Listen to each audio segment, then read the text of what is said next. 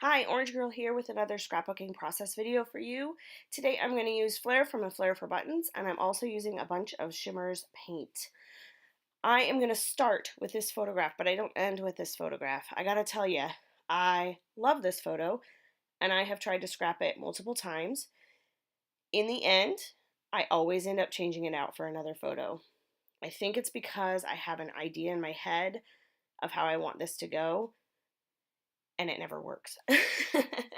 So for this one, my idea in my head is that I'm going to use mostly black and white papers, and I want some red mixed in there to pull out some red from the snorkel that she has and the glasses that she has on the goggles.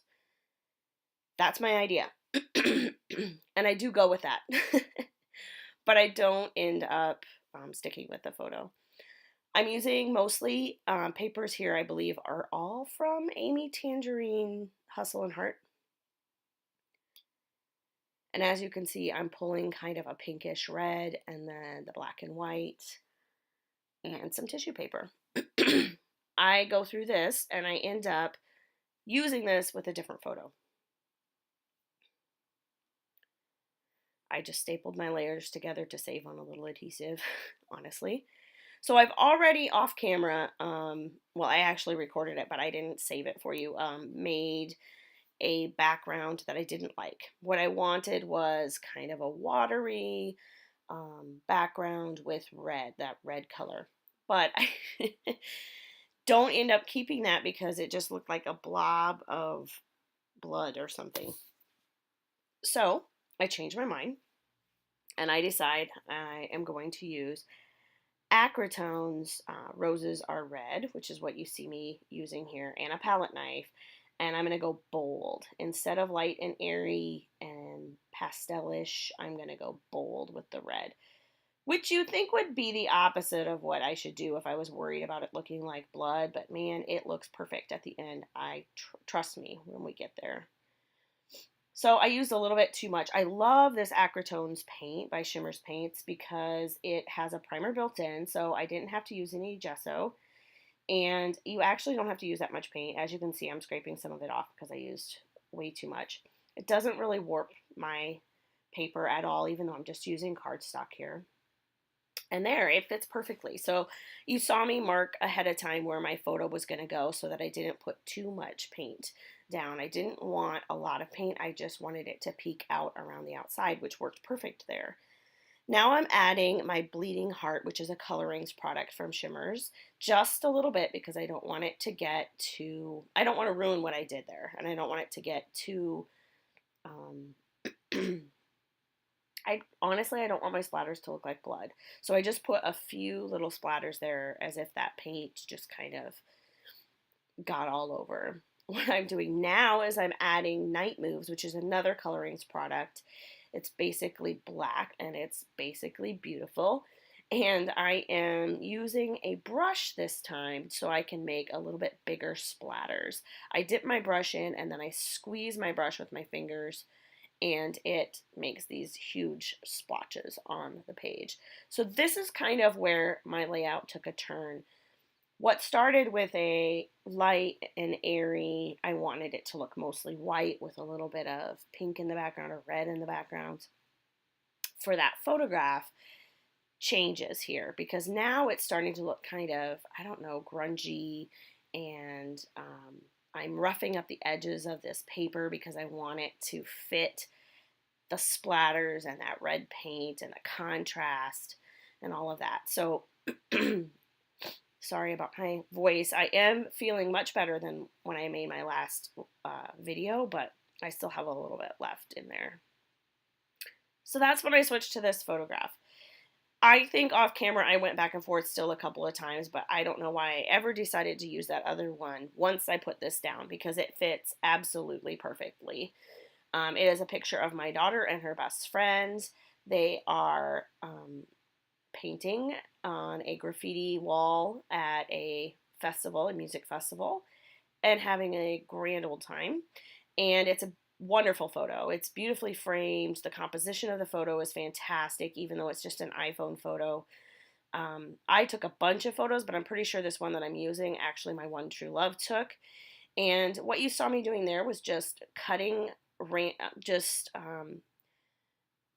cut the edges off, and I did not use my cutter because I just used my scissors, because I didn't want to use my paper cutter, my paper trimmer, because I didn't want it to be straight. I wanted it to be more fit with that kind of grungy look a little bit more.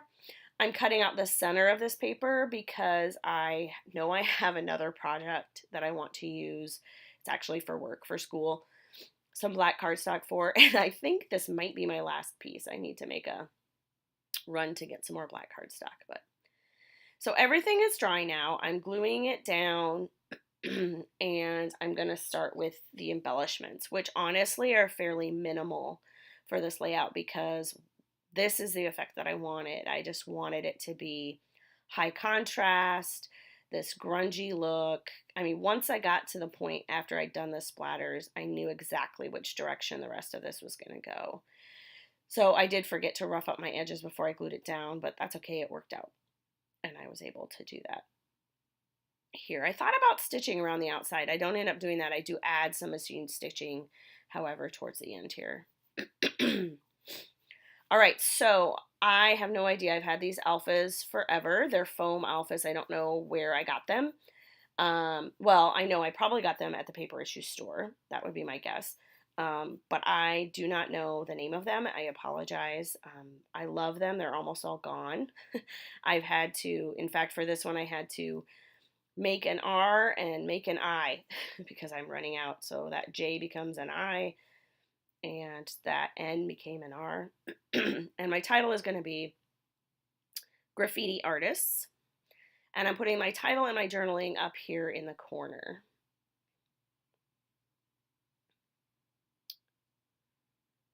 All right, it takes me a little while because I'm trying to fit them in a small place. The idea of Graffiti Artist as a title came from when it was posted on Instagram. I do that a lot. That was one of the hashtags, and it's kind of long, and I just wanted to keep it minimal, so I wanted to keep the space as small as possible. So what I'm doing here is I'm trying to figure out if the word artists is going to be too long, but I'm able to overlap these stickers. I love them. They are from the Maggie Holmes collection, carousel collection. It's a packet that comes with 3 different clear sticker sheets, excuse me, and one of them is this alpha that I love. And it's kind of a distressed alpha, so it fits perfectly with this. So there's my Flair button that I'm going to use. I love, love, love, love, love this photo. And so Heart, this photo was perfect for this, and it has the black and white and red. I had a couple chosen, but I ended up just using this one piece of Flair because, like I said, I'm going for a little bit more minimal. I'm adding a few red and black enamel dots just for a different texture. I toy with using that bow, that Amy Tangerine bow, and I don't end up using it for this layout. I didn't really feel like it fit with the grungy look.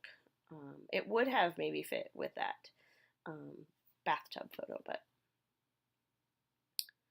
So I added a few more red splatters up the top right corner, and I think I'm going to go back and add a few at the bottom left as well. I felt like it needed just a little bit more touch of red.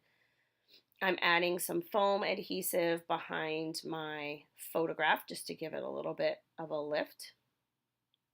With all those layers behind it, it looks just a little bit better. And then all I'm going to do here is glue everything down. I'm going to do a little bit of journaling. It's very small. It just tells who they are and where they are. And add my Flair button.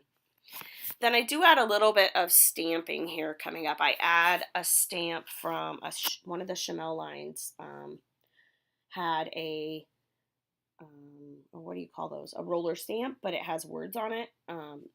So I used that. And then I think another one was an Amy Tangerine. They're older. They're just in my stash. And I add those along with a regular date stamp underneath my journaling. So you're going to see that. And then off stage, really? Is that off stage? It's So maybe it's because they're at a show that made me think of that. Off camera, I go ahead and add in a little bit of black stitching that you'll be able to see in the close-ups, I think.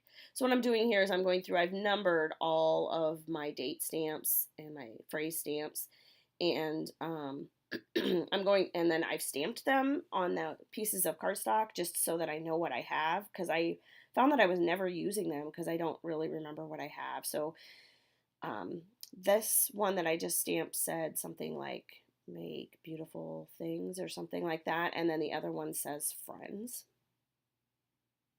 And I'm just using Stays On black ink for that. So you can see how I just flip through and I'm able to find the stamp that I need and go ahead and stamp it on. And then that's pretty much it. Here come the close-ups.